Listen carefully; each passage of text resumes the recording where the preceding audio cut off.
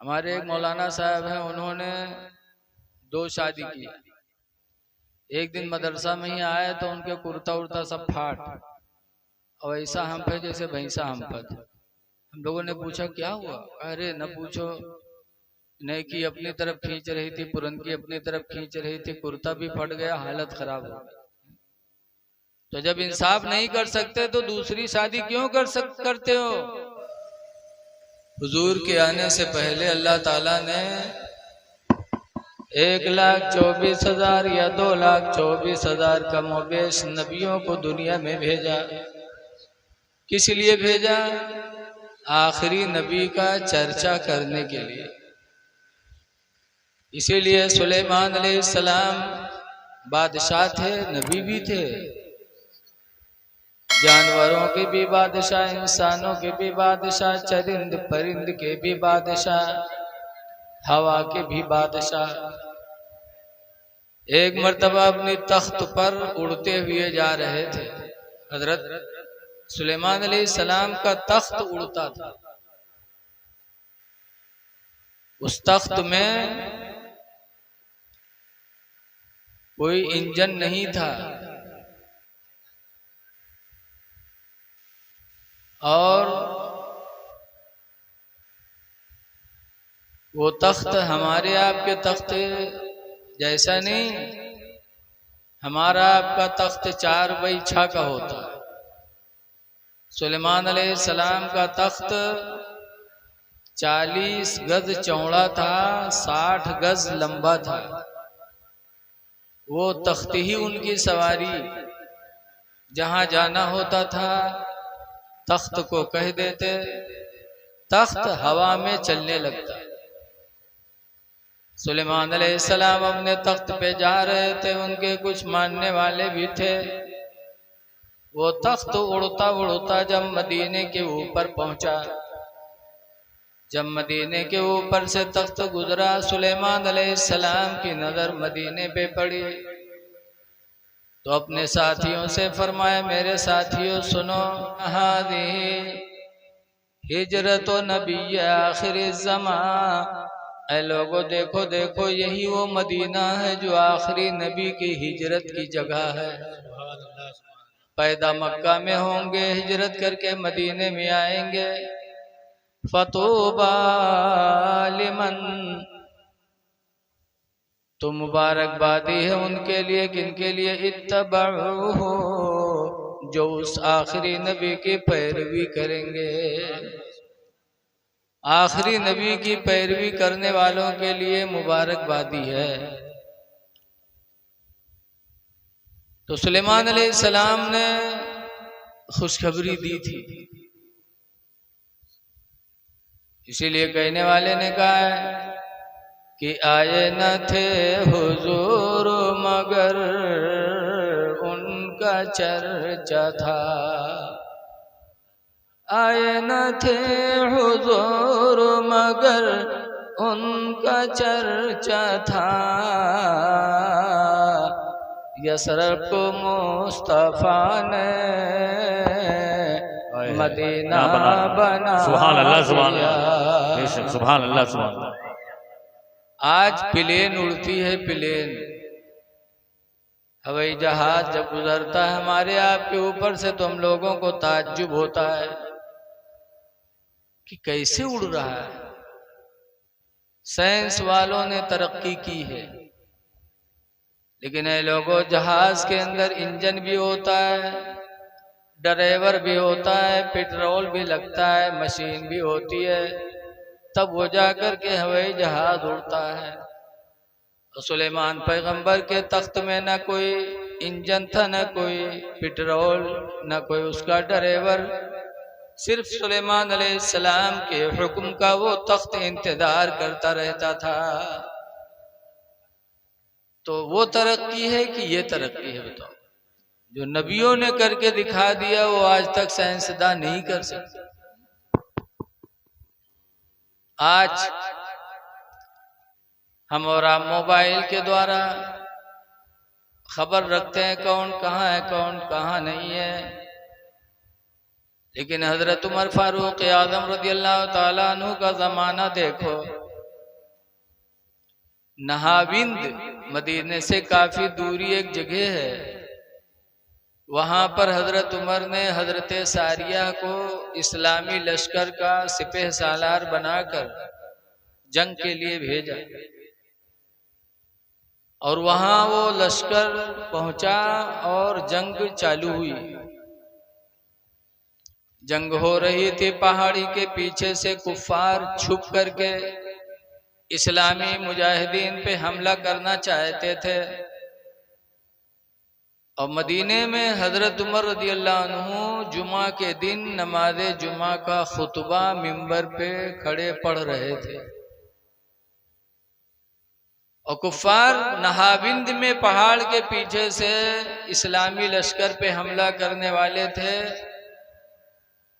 कि हजरत उमर खुतबा देते देते मदीने से फरमाते हैं, या सारियत वल जबल, ऐ सारिया पहाड़ देखो पहाड़, या सारियत वल जबल, या सारियत वल जबल, ऐ सारिया पहाड़ को देखो पहाड़ को देखो। हजरत सारिया ने हजरत उमर की आवाज मदीने से निकली हुई नहाविंद में सुन लिया और पहाड़ के पीछे देखा लश्कर छुपा हुआ था, उन पर इस्लामी लश्कर ने हमला किया और जंग फतेह हो गई।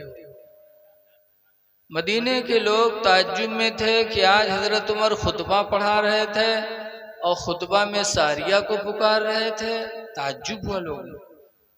लेकिन चंद ही दिनों में जब हजरत सारिया जंग को फतह करके मदीना वापस आए और लोगों से बताया कि हम लोग अनकरीब हारने वाले थे, लेकिन हजरत उमर ने यहाँ से फरमा दिया कि पहाड़ का पीछा करो। जब पहाड़ का पीछा हम लोगों ने किया तो फौज थी, उन पर हमला किया, अल्लाह ताला ने हम लोगों को फतेह अता फरमा दिया। तब मदीने के लोगों ने कहा अब समझ में आया। इसीलिए हजरत उमर कह रहे थे, ऐ लोगों, उस टाइम कोई इंटरनेट नहीं चल रहा था कि मोबाइल में देख के बता दिया हो। पता चला आज जो सऊदी में कोई है, हम यहाँ से बात कर रहे हैं मोबाइल द्वारा, तो इसमें मोबाइल भी है, बैटरी चार्ज भी, पैसा भी, नेटवर्क भी, और उधर भी हो तब जाके बात होती है। तो जो काम आज साइंसदानों ने किया, अल्लाह वालों ने बहुत पहले करके दिखा दिया। आज जिस नबी की महफिल में हम बैठे, वो नबी पैदा कहाँ हुए? बोलो।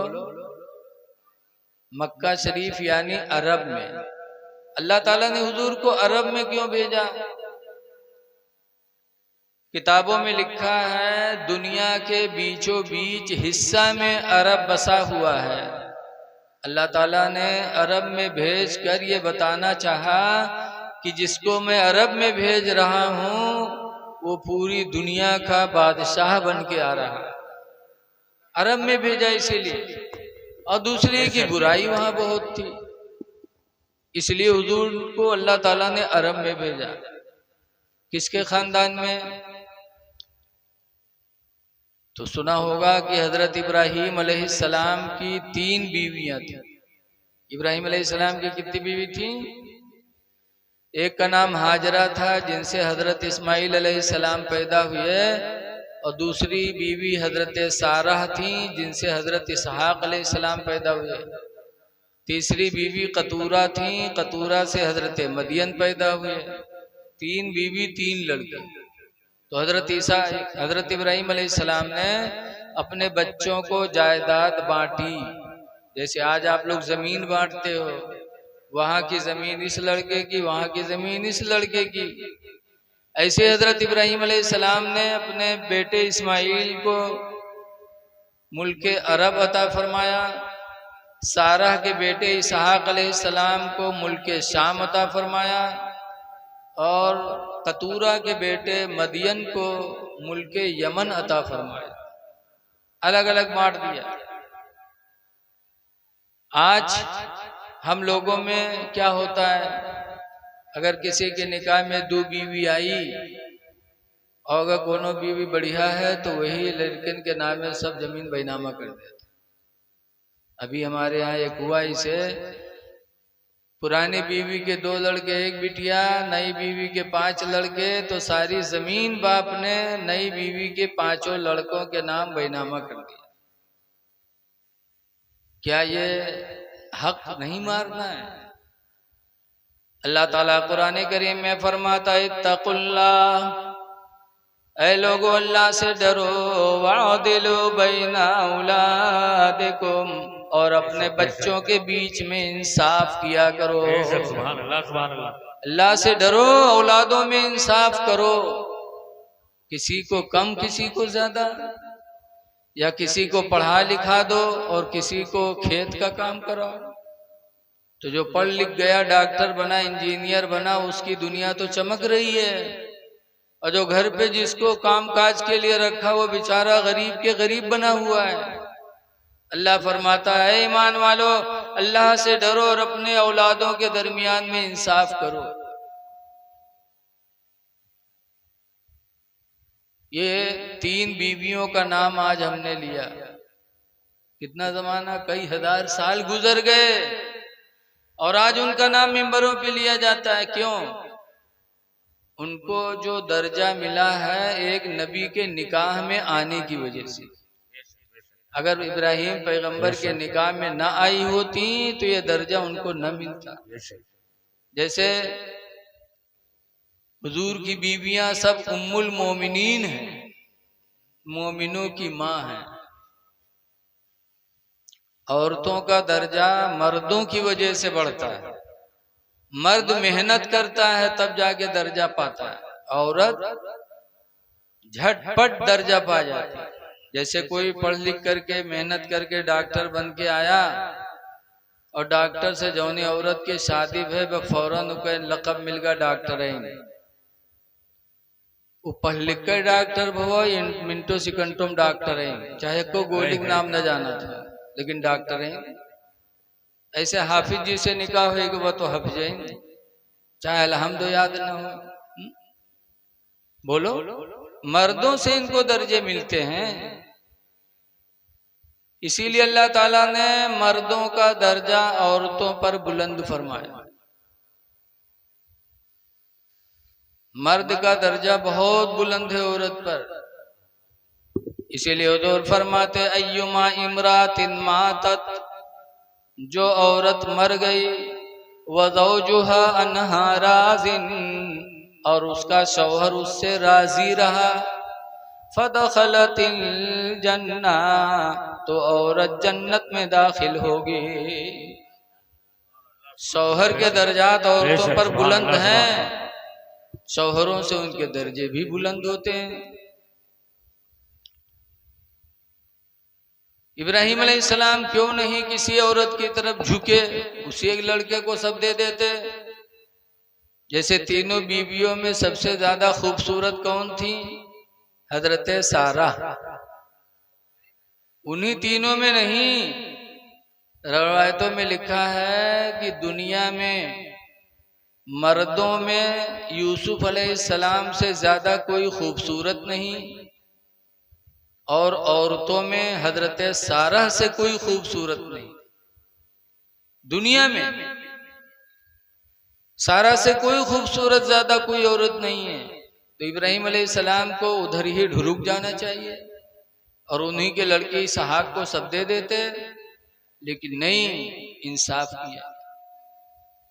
आज जो लोग 1 निकाह 2 निकाह कर लेते, थोड़ा सीटी बंद करो भैया, 2 बीवी कर लेते, 3 बीवी कर लेते, फिर हाल क्या होता है? इंसाफ नहीं करते। तो हदीस पाक में है कि जिनके निकाह में, जरा आवाज कम करो भैया, माइक पहले थोड़ा सा कम करो, सीटी ना हो। जिनके निकाह में अच्छा कम ना करो कि थोड़ा बढ़ाए रहो, सीटी न मारे बस। जिसके निकाह में 2 बीवियां हुई और उसने इंसाफ न किया, तो हदीस पाक में कि क़यामत के दिन इस हाल में जाएगा कि उसके बदन का आधा हिस्सा गायब होगा। मैदान महशर के सब लोग देखकर ये यकीन करेंगे कि ये वो बदनसीब है जिसने अपनी बीवियों के बीच में नाइंसाफी की।